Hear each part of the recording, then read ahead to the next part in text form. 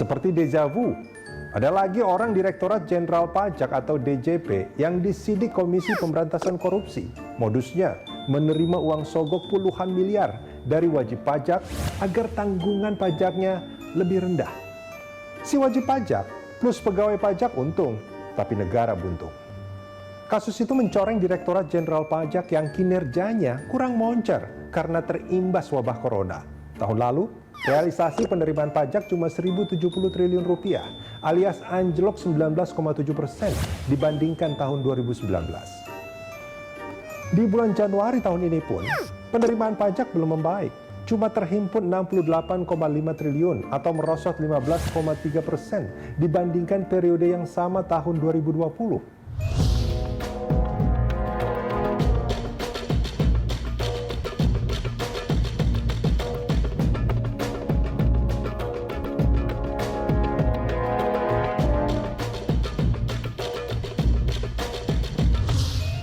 Satu dasawarsa lalu, Gayus Tambunan pernah menghebohkan.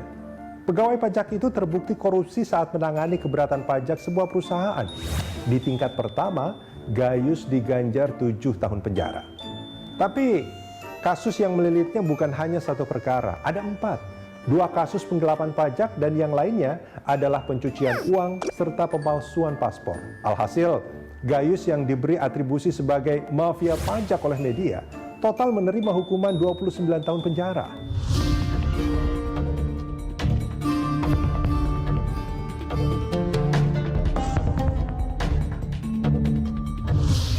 Pada Maret 2015, Sri Mulyani yang kembali ke Indonesia dan menempati posnya sebagai Menteri Keuangan menerbitkan kebijakan penting menyangkut gaji dan tunjangan untuk pegawai pajak. Kepala seksi grade 15 contohnya, gajinya naik dari 11 juta menjadi 25 juta rupiah. Besar tunjangan untuk eselon 3 saja naik menjadi 37 juta sampai 46 juta rupiah.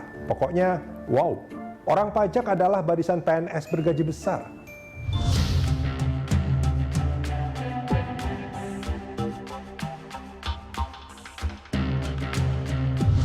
Tapi gaji besar tidak menjamin tegaknya integritas. Setahun kemudian, tepatnya November 2016, Handang Soekarno berurusan dengan KPK. Kepala Subdirektorat Bukti Permulaan Penegakan Hukum DJP itu diduga menerima suap 1,9 miliar rupiah. Sebagai penerima, HS disangkakan melanggar pasal 12 huruf A atau pasal 12 huruf B atau pasal 11 Undang-Undang Nomor 31 Tahun 1999. Sri Mulyani kecewa, berat. Menurutnya walaupun gaji dinaikkan 1000 kali lipat, tidak akan pernah cukup untuk ketamakan. Mbak Sri betul, memang tak pernah ada yang cukup untuk perilaku dan tindakan serakah bin tamak. Semuanya kalau bisa ditelan. Apalagi jika perilaku dan tindakan mencuri, maling, menggarong jadi budaya.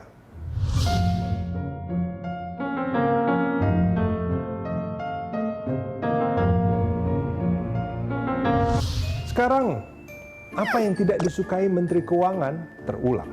Sri Mulyani telah mencopot pegawai DJP yang tengah diusut KPK itu dari jabatannya.